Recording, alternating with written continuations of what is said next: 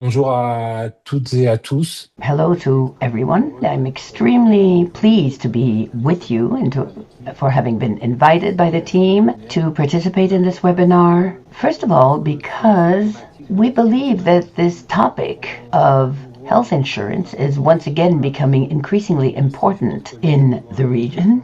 Even if I think things have changed slightly, the approach now does not seek necessarily to mobilize additional resources, but rather to change the way in which health services are purchased, procured.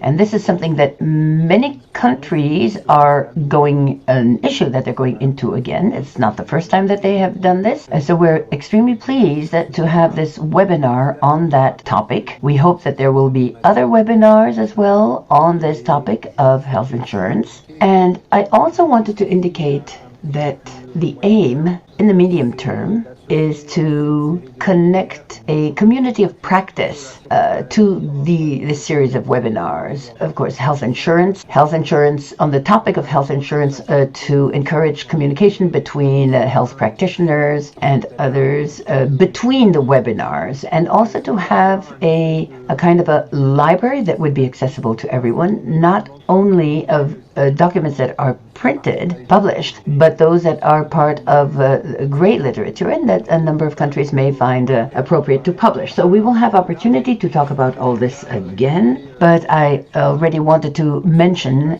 this pathway regarding this topic of healthcare insurance, health insurance, and expanding the offer of what we can offer to all of you. Thank you, Christophe. I'm going to be the facilitator for this webinar. So let me give you the framework, the outline, and then we will have a presentation by Malal Diop from Mauritania, after which I will facilitate a session with Polydor Kabila from the DRC, coordinator for UHC, and Bonou Kouassi from Ivory Coast, who also works on universal health coverage, UHC. We will have a dialogue with the two panelists, and then we will open up the floor to the room where we will be working on answering all the many questions that will come in.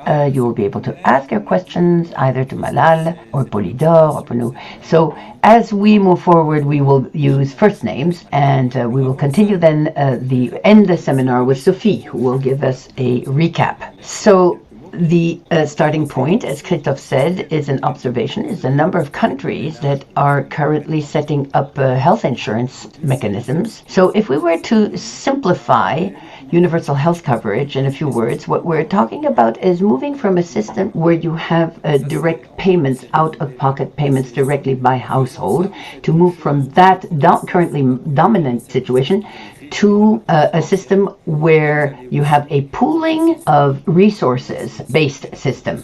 That is basically what universal health coverage is. You do two things in this way. You're going to talk about coverage of service. You're going to reduce the financial barriers, and you will also increase the potential of coverage for catastrophic situations, since people will be spending less.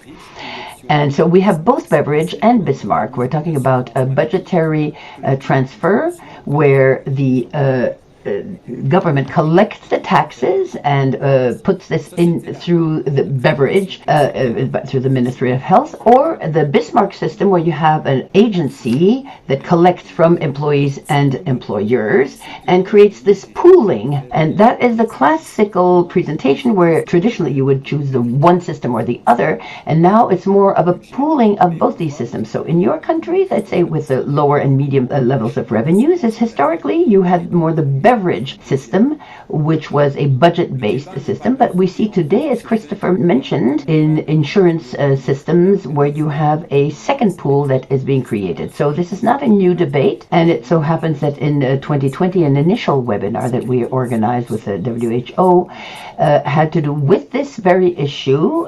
There is a QR code here where you can access this article, which is an article which is rather critical regarding regarding this mandatory contributions to a health system. So this is not a new debate, and we're going to explore today some of the benefits and disadvantages, drawbacks in these different systems in the different countries. Now, if we agree that for today the discussion is essentially going to be regarding countries that are choosing the second approach, which is a mandatory pooling of healthcare contributions. We're going to look at the pathway toward this. One pathway is to work by population segments or even by systems. You'll have a system for government workers, another one for the formal sector, and often the state realizes that something has to be done for the indigents, and so the state finances a system for the most vulnerable populations, and then you move on to the more complicated systems, which is the informal sector, and that is a large section of the population, especially in rural areas, and they are not strongly registered in the official systems in either one of the systems, nor even in the systems which identify individuals. So we're going to talk about this challenge today, especially as regards the case of Mauritania, also a little bit Côte d'Ivoire, and also this approach based on population segments creates a major political challenge because if you have different systems with different pools, then you have the danger of fragmentation and probably an issue of non-equivalent, non-equitable coverage. Some will have excellent coverage, and the informal sector, for instance, will have reduced coverage. So this is a well-known problem. We have the case of Thailand, which is given as an example. It's great success in terms of progress in the UHC. They have three systems still: the formal sector, government workers, and the remaining people in society. 7-8 years ago, you have a QR code here for an article written by Eric, who mentioned the fact that organizing this on the base of population segmentation is complicated because he said it's better to have a functionality-based approach instead of talking about mobilizing resources based on function, collecting contributions. Why shouldn't a country start with the purchasing function, a function which can be implemented based on public funding? And basically, that is something we're going to talk about today as well. So I'm going to end my presentation, setting the framework, with a few things that we're going to discuss this afternoon. We have the issue of sequencing, including free, non-paying services, a very early phase in the process. We're going to talk about the issues of agencies with mandatory contributions, and you'll see how the choices are quite different. We're going to talk about the challenge of the informal sector, the challenge of capacity in order to take on these complex issues. We'll look at strategic procurement, and we'll also look at the challenge of solidarity and the management thereof. We will see how the long-term effects of fragmentations are something that the three countries are trying to manage with at early stages. And having said all this, I'm going to give the floor to Malal, who is going to give us a presentation of the situation in Mauritania. Va nous présenter donc l'expérience de la Mauritanie. À toi, Malal. Bonjour tout le monde. Hello to everyone. So I'm going to present the experience of Mauritania, especially the challenges that we have had between 2022 to now. So first I'm going to talk to you of the context of the country. We have fewer than 5 million people, a fairly great area. We have 15 administrative regions, and today we have 65% of the people who work in the informal sector, and we want to cover them. So today the challenge is that our population is concentrated in the economic and political capital, and then we have in the center, east, and hope a lot of large territory with habitat which is dispersed. So you have to look at the geography, and this is a constraint that we have to take into consideration. And I want to remind you, too, that when it comes to funding health today in Mauritania, well, we have a key indicator, which is the remainder, which is 52%. We have funding by textile, which is 57, and then expenditures by per capita, which was 57, and we have a coverage for insurance of 15%. So you see, the situation was unacceptable. So we have children and families who don't have health care. So we needed to change the paradigm and get out of this logic of having only salaried workers covered. So, as Benoit was saying, we have a country with a lot of protection initiative. We have the mandatory assurance medical assistance. We have a system for women who are not insured. We have a free system, and we have also a system for handicapped people by the Ministry of Social Welfare, and then we have another system for non-insured population, which covers 70% of the people. So there's too much fragmentation, and this was ineffective, and this led to a multiplication of costs and lack of efficiency when it came to funding health.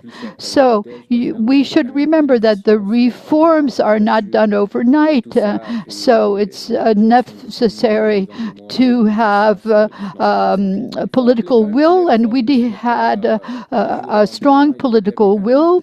The president, during his campaign, stressed supporting social order and strengthening solidarity. And we had another axis.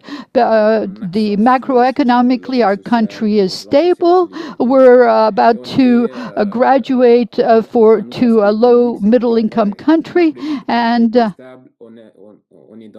we have a better budget forecast, and we have 65% of the employment is in the informal sector, and we want to reach UHC in 2030.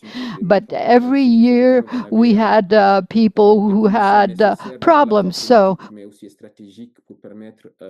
when it comes to reforms, we started in 2005 with the FUM for government workers, and that's the CNAM. Then we had the coverage for poor people. There, it was pooled with the government workers system, and this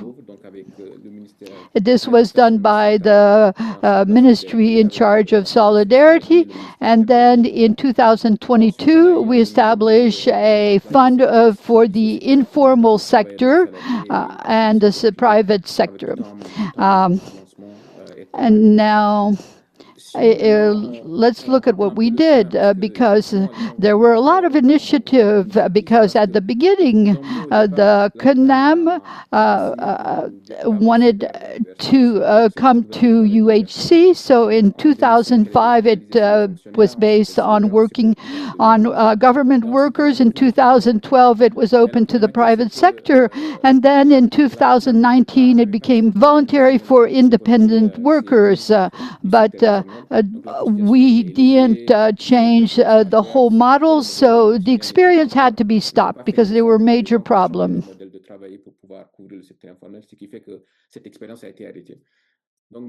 So now the idea is to cover the poor people and the informal sector. So we already had a social transfer program, which through that program, we identified all the poor households.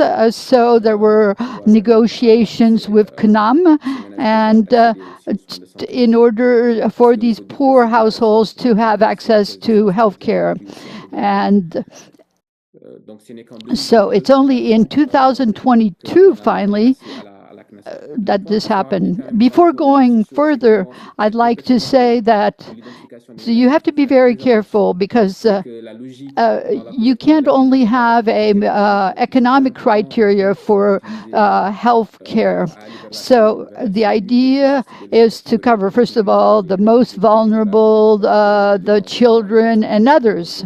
But that's very important, because if you only use the economic criteria, it can affect then the reform that we wanted to do.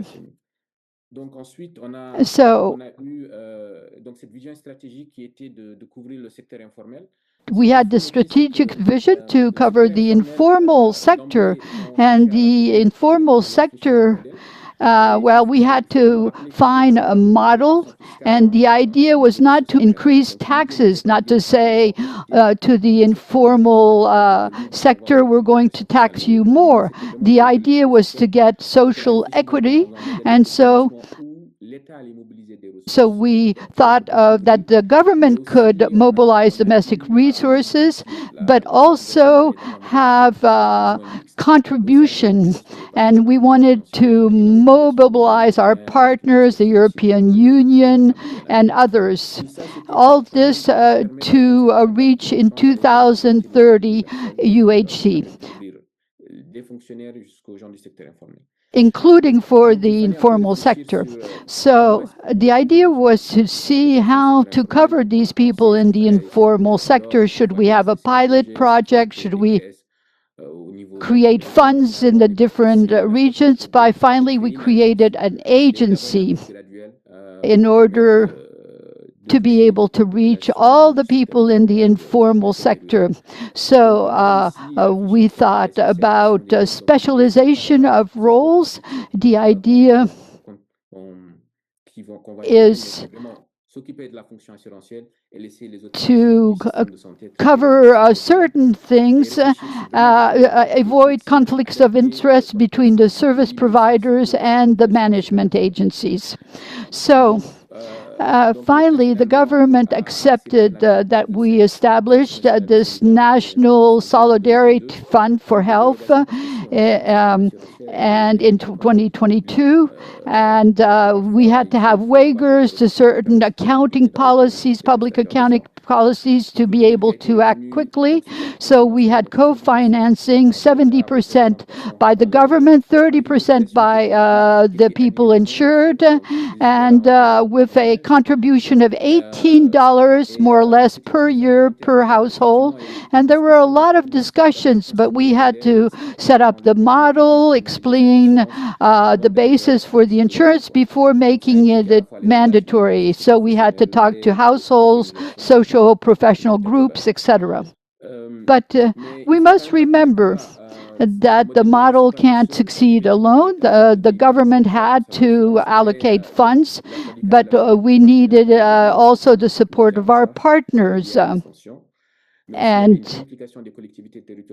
we had to talk to the territorial collectives, the social professional groups, and all.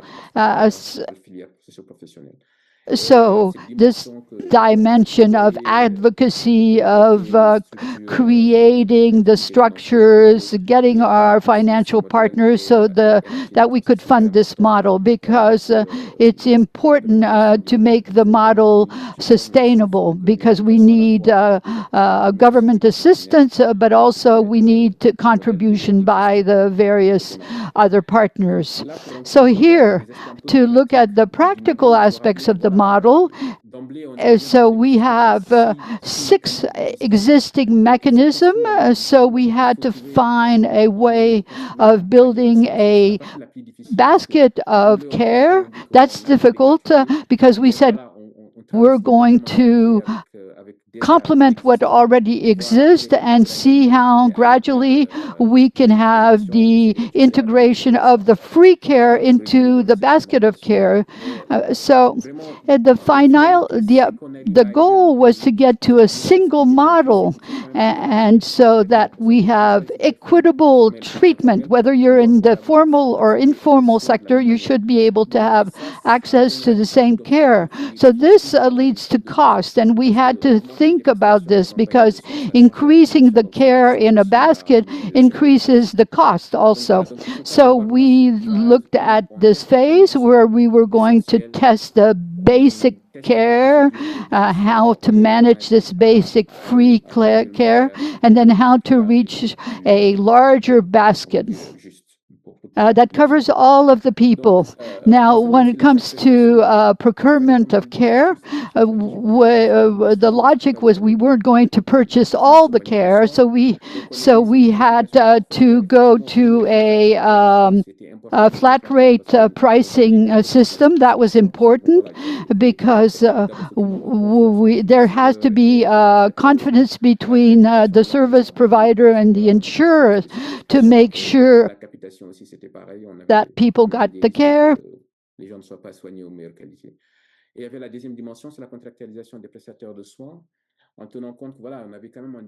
And then the second dimension was a contract with the service providers. So we had to reach agreements with the service providers. And then an additional thing was that we had doctors who was advisory doctors who could check the quality of the care and make sure that the care was given appropriately. So to finish with this procurement of care, yes, flat rate pricing can work at the beginning, but now we have to think about a more efficient health care system, perhaps a system more adapted for primary care and another system adapted for hospital care. So, when it comes to the link between initiatives, that wasn't too obvious, but CNAS was to replace what didn't exist, so we tried to put the CNAM in the executive board of the CNAS to make sure that we had a common vision, and we wanted to see how to work with the free programs so that we could incorporate them gradually and make sure that all the regions could be covered. And also, it's very important to see how to go towards UHC and how to link all the programs so we can do this. So it was important to choose the right areas where there was already a quality of care, because if that doesn't exist, that can be a break to our system.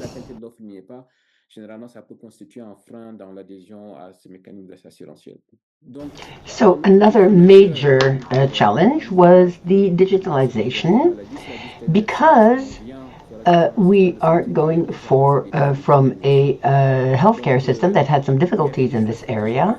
So some are wondering, should we move to a subscription, for instance, with a provider who sees a solution but we don't have control over it, or do we do it directly? So there a number of decisions were made. Well, open source was a possibility, but very often you save time, because to the extent that we're still testing procedures, processes, and we're learning the mastery of all this, there's a balance to find between which choice to make. The experience in Mauritania is that the CNAM started, externally, but then started developing something internally. But that takes a lot of time, so we have to think about that. Also, look at the interoperability, because some healthcare systems already have systems in place, the adoption process, You have to make sure that this can be adopted, these tools can be adopted by the healthcare providers, and there also has to be the user experience, because very often some of these tools are not very pleasant to use by the users, so we have to think about that. We also have to look at countries in rural areas where there's a lack of connectivity, so the digital infrastructure has to be set up, the networks. There's also the data sharing issue, where you need to protect the data and strengthen data security, because you have a lot of information collected from patients. And so it's really a matter of thinking of what choice to make for the purpose of the health insurance system. So a few numbers for the CNAS. The CNAS is proving its worth. So we look at the number. We are talking about 200,000 members, moving toward 300,000 by the end of the year. 3 regions that are covered. We're talking in 4 years. We see that the entire population will be covered. I think that it's also important to keep in mind that we have to move toward a single system. It's the conditions of the countries that make it necessary to have 2 different funds. The vision today that is gradual is that, which is rather clear, we have to have harmonized tariffs between the 2 systems, a single and shared set of information, harmonizing procedures, and then maybe going toward the package of a healthcare package with pooling of risks and costs. And we should probably be able by 2030 to achieve this universal health coverage. So what are the recommendations based on the experience for Mauritania? Well, you can't be in project phase. You automatically have to go beyond that, because the risk has to be borne. There has to be a guarantee. So it has to be done in a way that is stabilized, where the partners do provide the funding.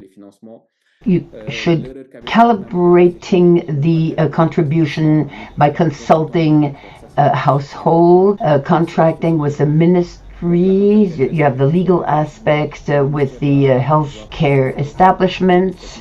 Sometimes these things are invisible, but they're very important.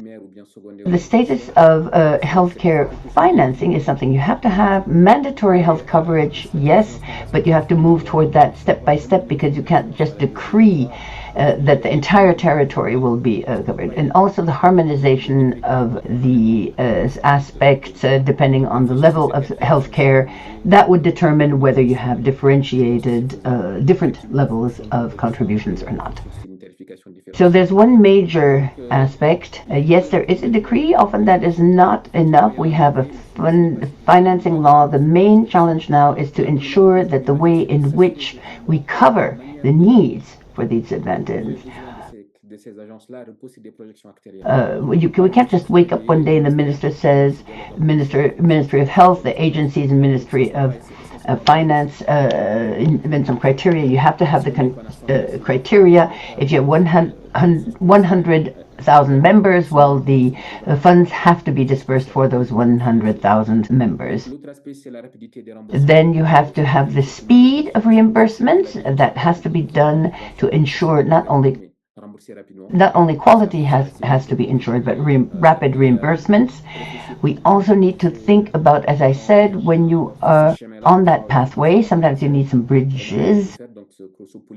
So sometimes there are bridges between the informal sector and the other systems. Maybe there could be a body that could steer the pathway toward universal health coverage. But we must not forget that partners like the European Union and the World Bank are very important in order to work toward this transition to universal healthcare coverage. Thank you very much. We truly appreciate your presentation, which is extremely complete. Let's move on to the panel. and this thinking on the historic pathways of the journeys of the different countries with Polydor and in DRC and Ponou in Côte d'Ivoire. I would like to ask you to give us a little bit of a context to make it easier for us to have the debate after. Ponou, could you give us a quick summary of the pathway that Côte d'Ivoire adopted? Here you have the timeline. Ponou, we would like to hear you. Thank you, Bruno. Côte d'Ivoire has about 30 million inhabitants with about 100,000 people per square kilometer, and an informal sector that represents about 92% according to the International Labour Organization, ILO. Côte d'Ivoire in 1973 began work on this area with mutual insurance systems. There was an attempt to set up health insurance systems. One was adopted in 2001, the law being abrogated later on. Then there were a number of programs for free health care. And then there was an effort focused on children under the age of 5. This was in 2012. In 2014, a law was adopted setting up mandatory health coverage for all residents in Côte d'Ivoire. This health insurance covers both nationals and foreigners. In its design, this insurance uses two systems. One is a general baseline system that covers all of the people in the formal and informal sectors. Similarity here with Mauritania, and a system which includes, we have a system that includes both sectors. And then you have a medical assistance system that covers the low-income people. As concerns the basic system, we have an individual and monthly contribution, contrary to Mauritania, where you have it by household and by year. We discovered about 150,000 students. This was tested in 2019. There was an extension to the entire country, which covered the entire population. This program, in parallel to the free coverage system, there was also a system that is similar to Mauritania, specifically with the strategy of financing based on performance. This was initiated in 2016 and is now at scale. As concerns governance, Côte d'Ivoire chose to have a single fund, the National Fund for Health Coverage, and a single system with some agencies who are delegated to collect the contributions, especially in the informal sector, and agencies that organize the provision of services for the different memberships, including government worker. The aim is to have a single fund to ensure the pooling of all the resources. Other ministries are involved in the implementation, including the Ministry of Health with the General Directorate for Universal Health Coverage, which is where I work. Its aim is to ensure that the coverage system is present in all of the establishments and addressing the operational issues that people may have in terms of accessing services. One of the major challenges is in terms of funding, contrary to Mauritania, where for the informal sector, which is financed 70% by the government, in Côte d'Ivoire, 70% is this area is mainly financed by social contributions, and the government also, as employer of government workers, the government pays 50% itself of the contribution.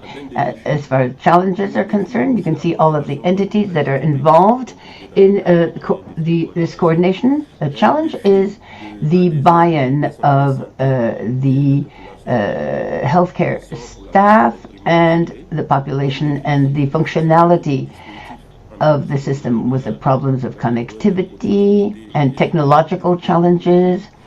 Another one, and we might come back to this, after 10 years of implementation, the proportion is still low. And there's the issue of tarification, the challenge of complementarity, of all of the mechanisms of existing social coverage systems. And this was already shared. We will come back to how the CMU fits in with the other systems. Thank you very much. This is very clear. Let us move on to the DRC. DRC Polydor. We had a webinar a year ago, and we had heard Henri Camouzet, who presented the legislative changes that took place. So the experience of the DRC is younger, more recent. The territory perhaps has fewer pooling of domestic resources, so you had to build things, and you're still in a stage which is rather precocious, rather early. Could you quickly present the recent developments in DRC? Yes, good morning, Bruno and dear colleagues. I would like to say that we have to tell ourselves that DRC is a rather large country with a population of 120 million people who is facing many public health issues, among them recurring epidemics, Ebola and others, monkeypox, which is connected to cholera. So there are quite a few emergencies, public health emergencies and needs in terms of maternal health, children, reproduction, etc. The idea is to find a system of health coverage and indicators that were not very brilliant. As Bruno said, DRC had a different path than what was done in Mauritania and Côte d'Ivoire. We started with President Tshisekedi, who became president in 2018, and in 2019 he appointed a special advisor in charge of UHC, and he was to lead us to universal health care. And then the country started along that path, and in December 2021, we established the National Strategic Plan for the Universal Health. So we set up a framework, a legal framework,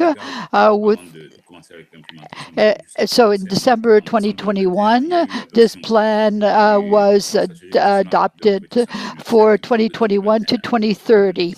And then a committee, a steering committee was adopted.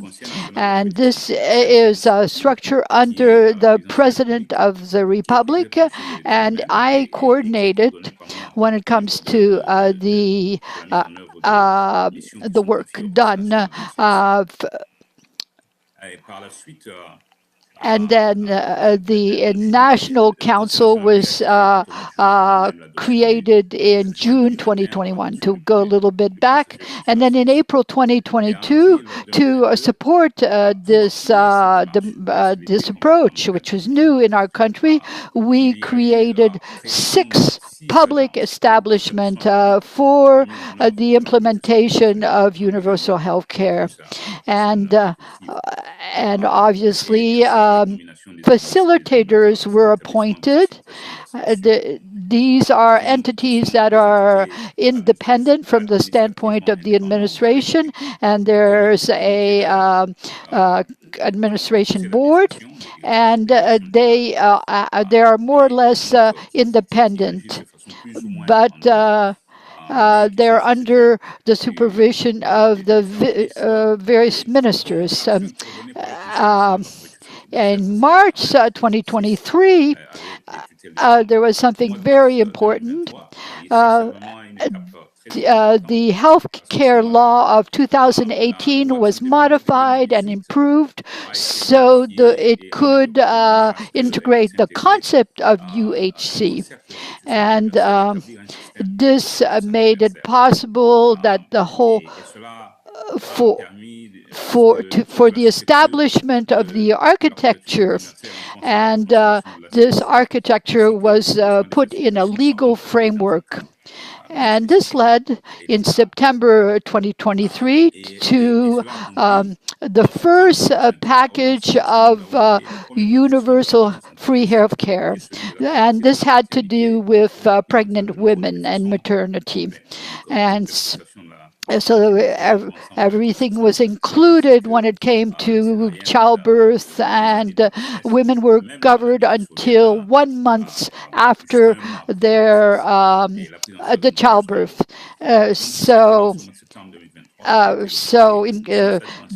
The initial phase was in Kinshasa, and then later it was extended to 14 provinces. 11 were funded by financing from the World Bank. So 14 provinces were funded in all. And then once this first package of healthcare was set up, which led to about 3.6 million childbirths and also care for newborns.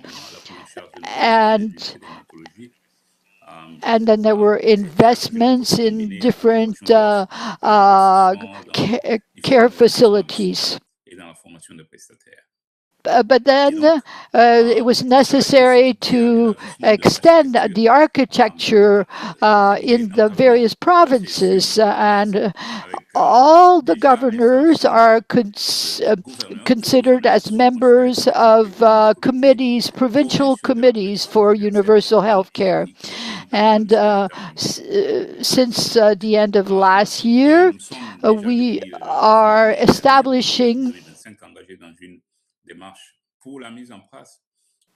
we're working on a definition of a package of healthcare and a pricing grid.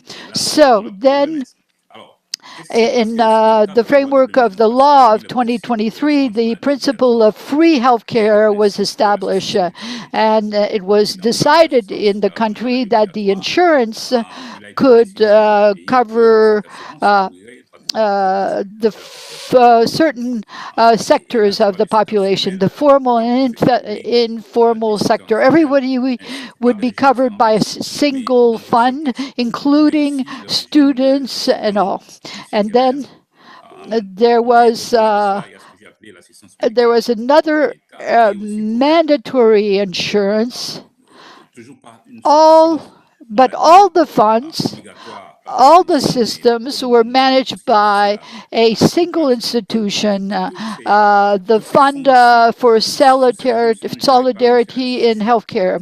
And then there was another fund to improve the care, the supply of healthcare. You need to have healthcare that is of quality, and that could be purchased. So here you see the system, the operational system in our country. You see the different things that were created.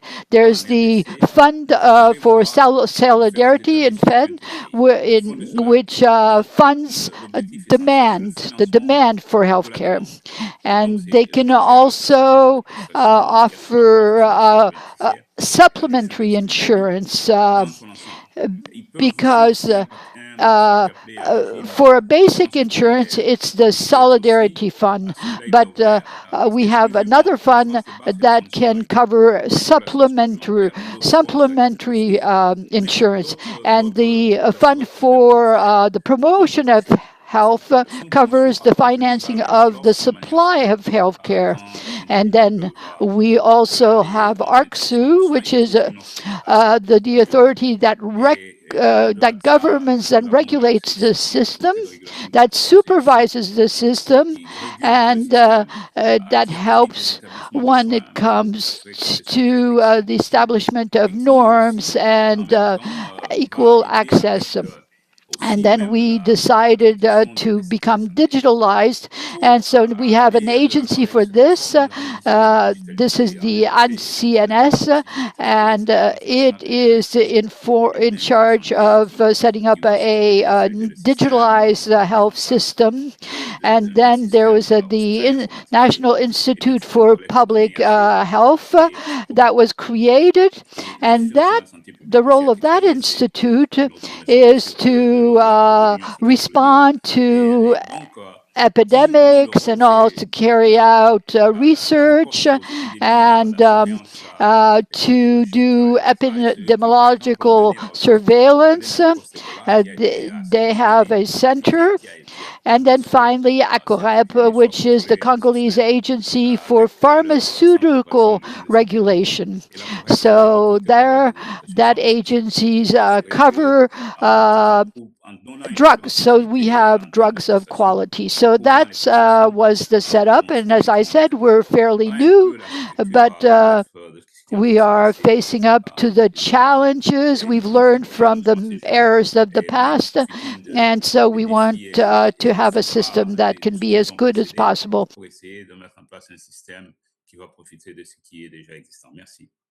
Thank you, Polydor. Yes, the idea of this webinar is to see the different experiments in the different countries and the lessons learned.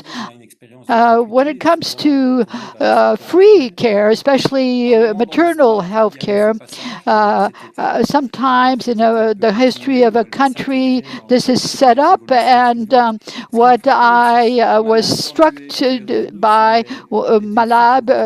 Malai, you talked about a system that reimburses for care quickly. That's also a challenge. And there's the question of free care. So this confirms what Josephson was saying, that there's a path to be covered.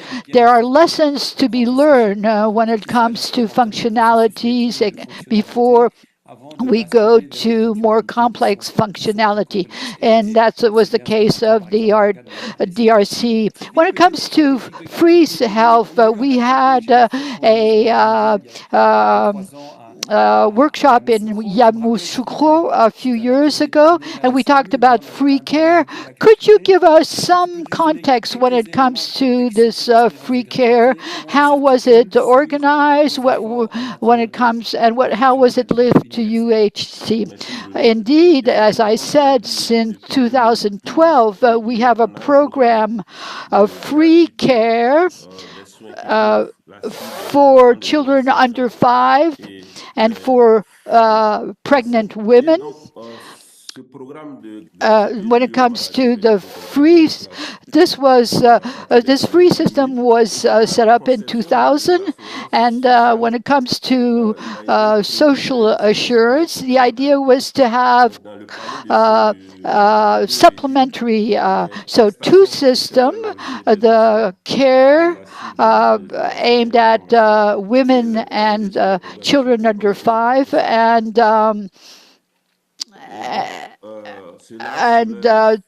but those people were excluded because of the other program, and so that was a challenge. And when it comes to the final beneficiary, what is the limit of free care when it comes to the social assistance program?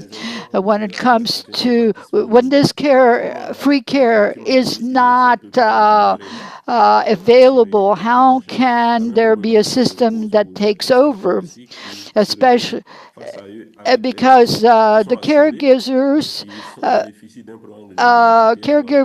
have to face up to the problem of people who want free care. When it comes to 2026, we felt that we needed about 93 million euros, and most of this was to be funded by the government. But the government could only give 20 million, so we have a gap. So there's a gap. For instance, when it comes to C-sections, there's no free health care. And then when it comes to reimbursement now, contrary to what was done in the DRC, the insurance fund was not included in repayment for free care. It's the Ministry of Health that reimburses on the basis of a flat rate and based on the funds that it has available each year, and based on the funds that are given to each unit. We are trying to evolve now in our regulations so that we integrate free care in the rest of the system. But we have to talk about this, especially when it comes to the basket of care, free care. Do we enlarge this basket? And when it comes to social insurance, it has a coverage of 70%, whereas free care has a coverage of 100%. So when you want to include free care in the social insurance basket, how do you do that? Because coverage is then reduced, and then for social insurance, you have to be registered, and so certain people who are getting free care are not registered. And so, how is that going to be done if the free care is integrated into the social insurance fund? And so. Would these people have to start contributed, or do you need supplementary funds? So these are all questions that we have, and so we have to think about this in order to answer all of these, because we want to reduce fragmentation and be sure that social insurance is the system that covers everybody.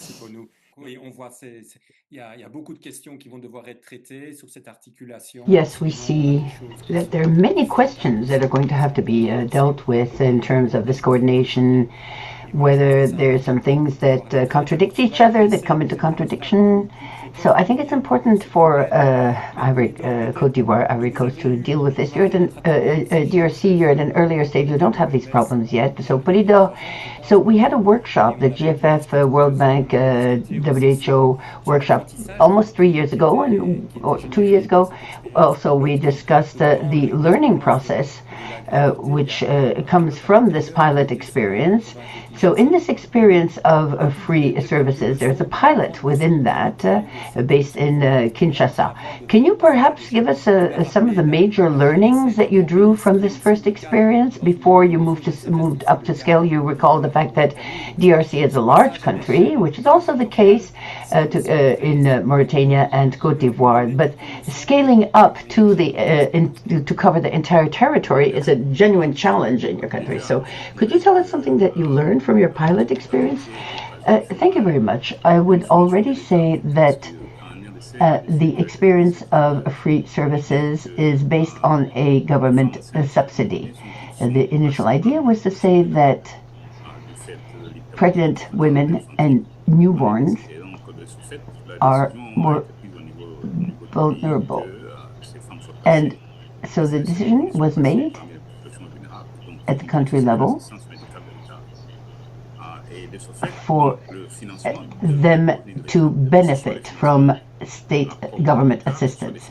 So funding was to come from the government, whether through contributions from donors like the World Bank or the government. So as concerns financing from the World Bank, that's better used than the funding through the government. The big challenge being because the funding from the government was dependent on the budget and on the expenditures system. So this did not necessarily cover all the needs that were expressed, which led to delayed payments over a number of months. The government worked on catching this up, but this is a genuine challenge, especially since the policy was very well was welcomed strongly both by the providers and the beneficiaries. What this enabled us to do is to continue the dialogue with them, with the providers, avoiding a major crisis because of the burden of ordinary expenditures. So as this was being set up in DRC, as I said, there's a whole system of facilitation through independent entities with governing boards that operate like private companies to a certain extent, to the extent that they are managed on a daily basis by their governing board of directors, and not by the ministry. Of course, the ministry is there under the tutelage of the ministry, so the Ministry of Health. So there is some reporting to some extent, like as is the case for all public agencies, entities, but they do have a degree of autonomy. The challenge here is that the traditional administration of the Ministry of Health, the Secretary General and his management team, got the impression that there was a dichotomy in that some of their missions, sovereign missions, were handed over to these agencies, but the question is that, of course, there are some management organizations will no longer, some of their attributes will be taken away, but that's part of the reform. There's also something else that we noticed in the implementation is the improvement of the offer. You know that when you start with free services, that does not necessarily mean that we have quality offer, no matter where. So regarding this question, we told ourselves that we cannot only use public establishments, healthcare establishments. So we are ensured that all healthcare offer, private, church-based, or public, confessional, religion-based or public, will be used. And as concerns expanding the program to other provinces, this too was a challenge because we are talking about a government subsidy. The funding has to follow, and that's a challenge. And so we were able to move forward in these areas. Thank you, Polydor. This is very interesting. We see that with the policy of free services, you are you're scaling up, you're improving, you're acquiring professional skills and expanding at the same time. You are dealing with any issues and setting up the system to establish an even more ambitious program, including public funding. This aim of free services is an educational step, so to speak, for the national authorities to enable them to understand the implications of certain decisions that carry a heavy burden in terms of budget and reforms, because it implies changes and turnarounds. So I would now like to give the floor to our friend Nouriac, who has followed up on the questions that came from the audience. Nouria, I imagine that we have quite a few questions. Could you tell us a few of them? I'd like us to hear, and also to hear more about the Mauritanian experience. But Nouria, if you could tell us. Thank you. Thank you, everyone, for all the fascinating questions that you've asked. I am going to share 3 themes that keep coming up. The first one has to do with technical clarifications. Another one is more organizational. And lastly, questions on how the resources were mobilized. As regards the technical questions, many questions regarding the care package, healthcare package. What was included in the healthcare package? What were the criteria for selecting the different healthcare services in the package? Are the salaries and the drugs included in the package? That's a question that was addressed to the speakers. A question regarding also the complexity of the median size of the households. How did you manage to deal with the average size of households in Mauritania?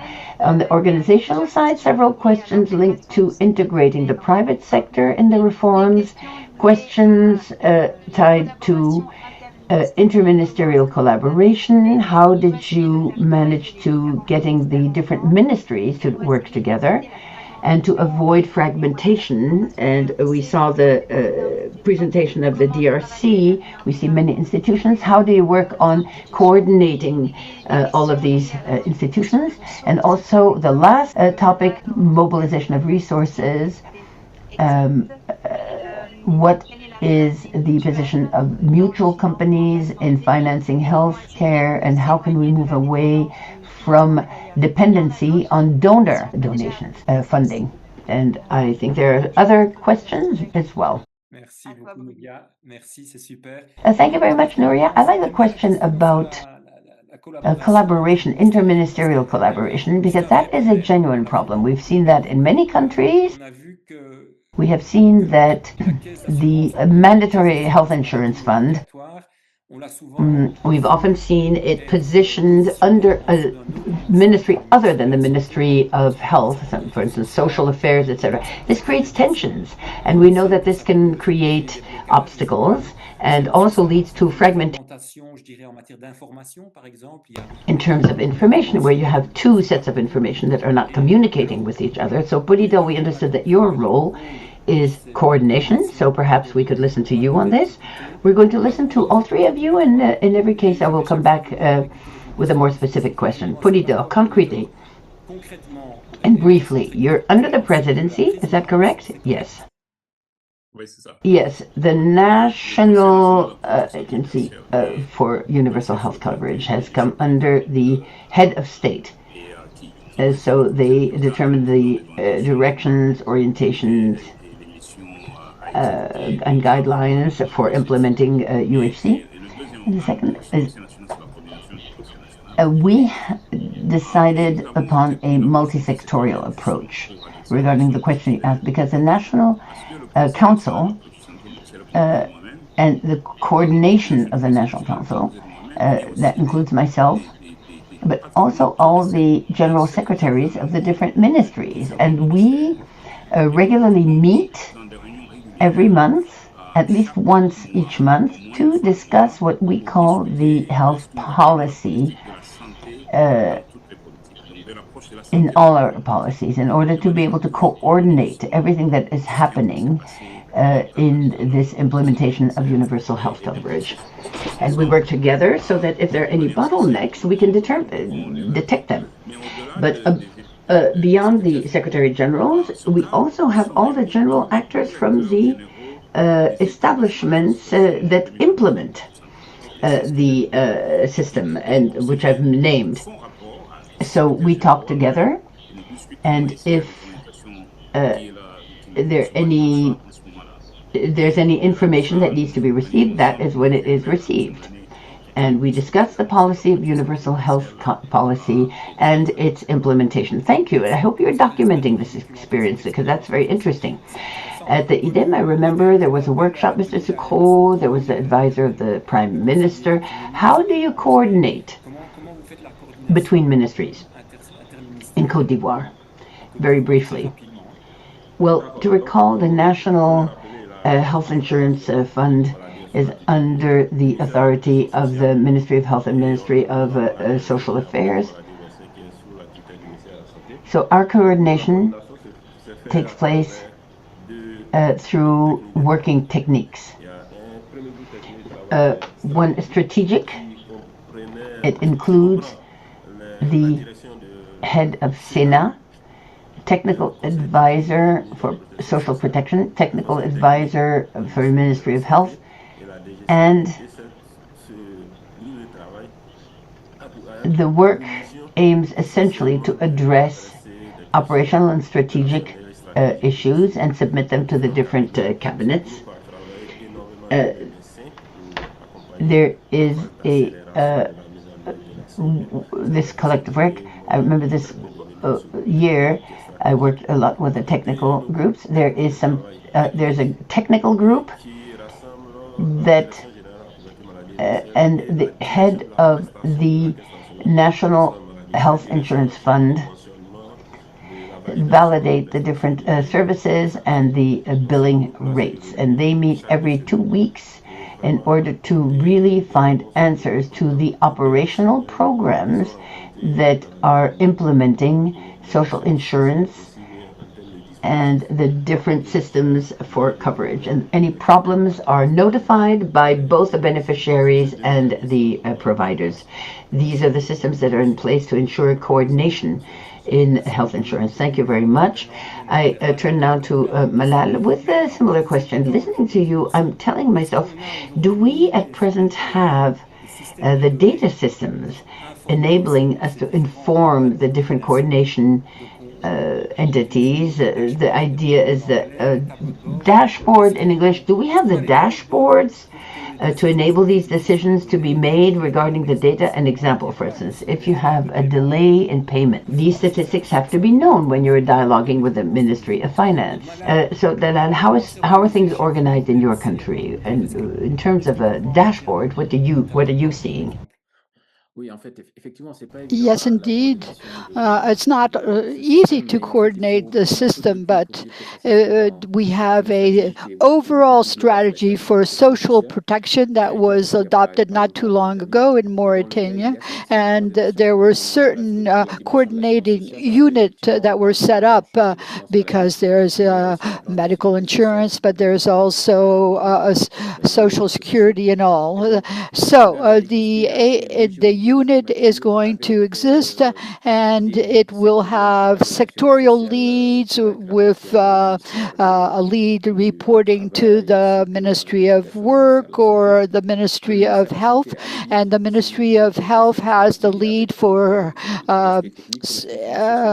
medical insurance, and there was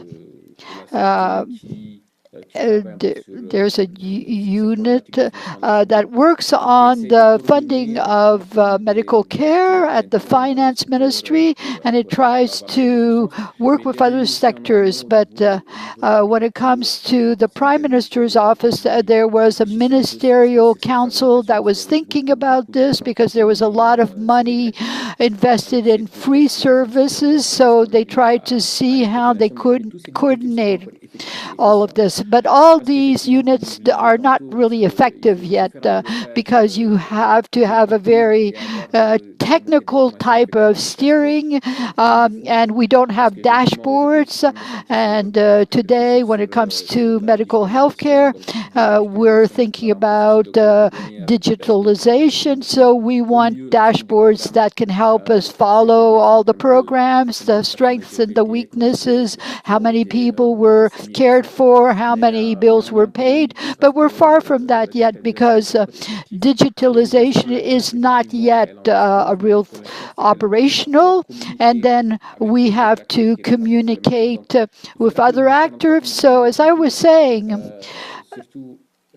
if we want the dialogue to succeed, we need to have interoperability between the different actors, and we really have to have a steering committee.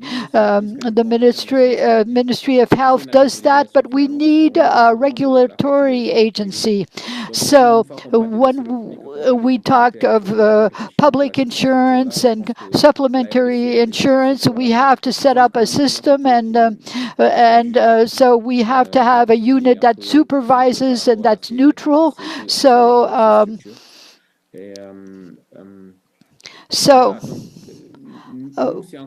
we're still building all of this. The health units are being set up, and now we need a action plan and to make sure that everything is well coordinated. So we see how complex this is, and we're covering a lot of subject today. Christopher talked about launching a community of practice for sharing among peers, and so this is a huge field, and we'll have to deal with a lot of issues. This will be a long-term project. The issue of dashboards is important, and the various agencies. You said, Malal, there'll be several agencies because you have to avoid conflicts of interest. And even if the choice of the DRC is impressive, but 6 agencies is a lot. That's a lot of functionality. But you talked of the agency of accreditation. This agency worked and looked at the policy of free services and looked at hospitals that give free services. So you're working with the private sector, yes. And the accreditation agency is under, because of its role, under the Prime Minister's office. So to be able to strengthen the policy and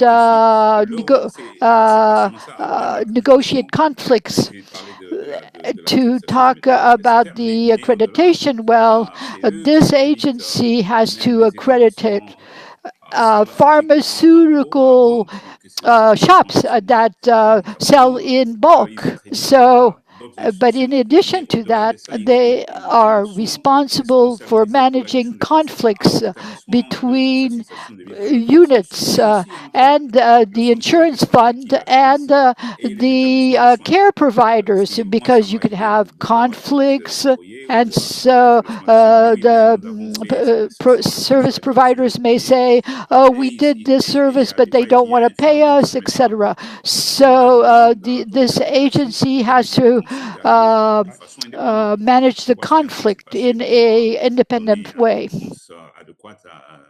So they do play a central role. Yeah, I saw that there was a question from the audience.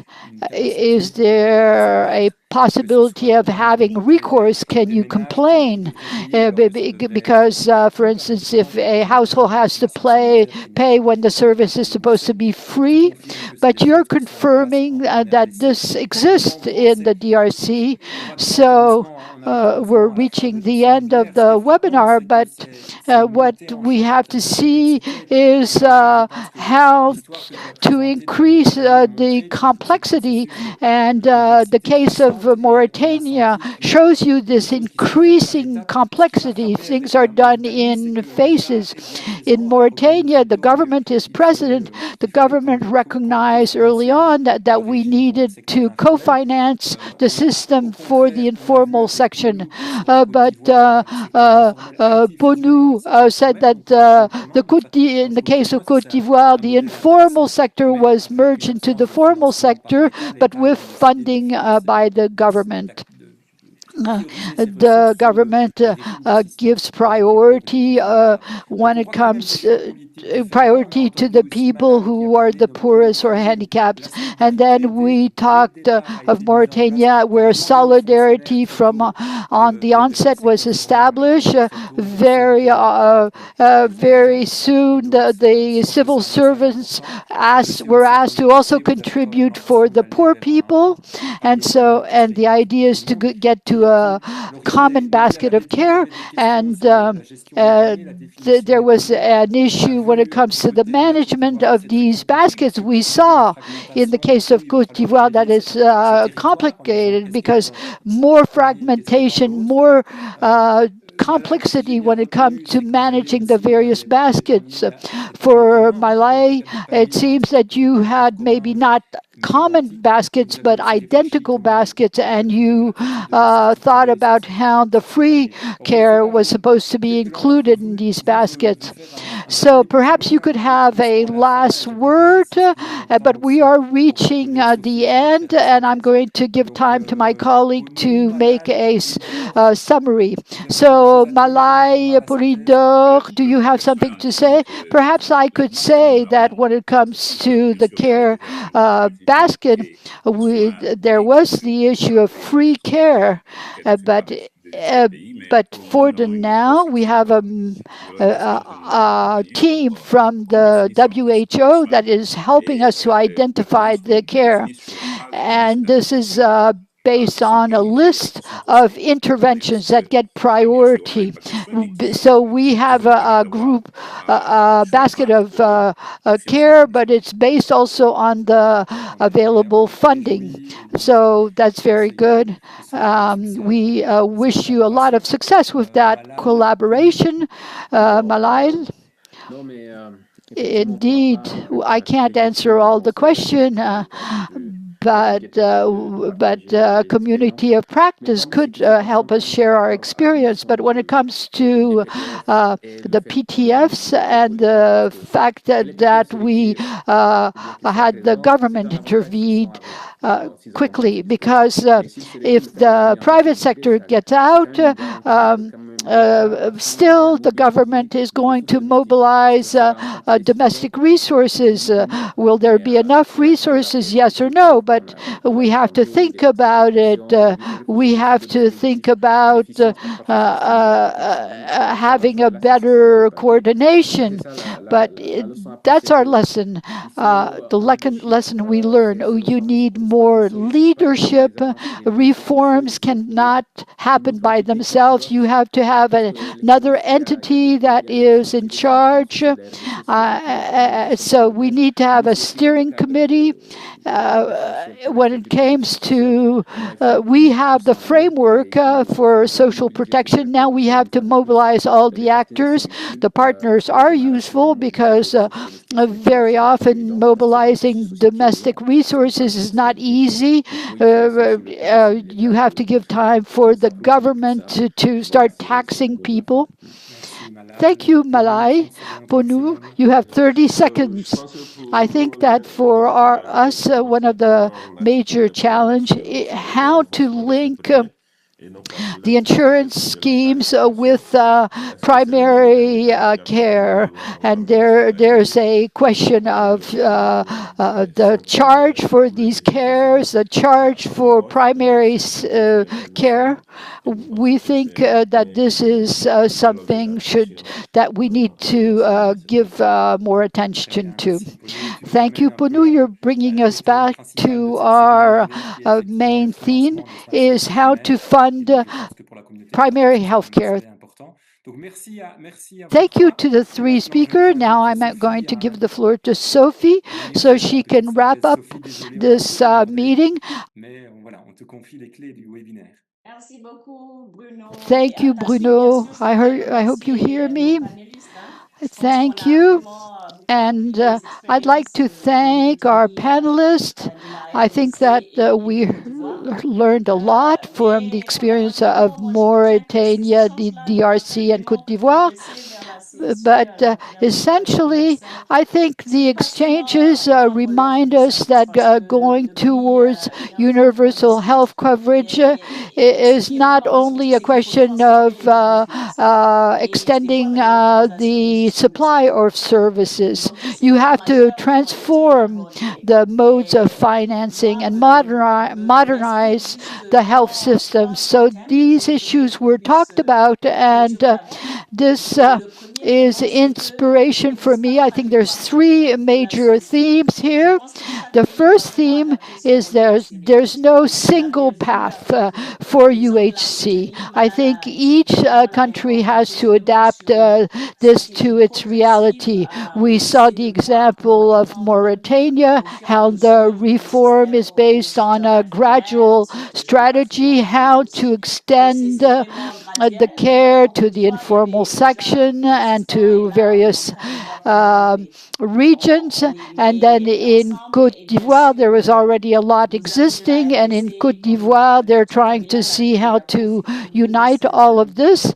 And when it comes to our friends from the DRC, they are benefiting from these experiences that were done by other countries in order to determine what path to follow, whether they follow the path of free care or see how to incorporate the private sector in the system. So that's one of the major themes I'm taking away. Each country has to take into consideration its own context, taking into consideration the lesson learned by other countries.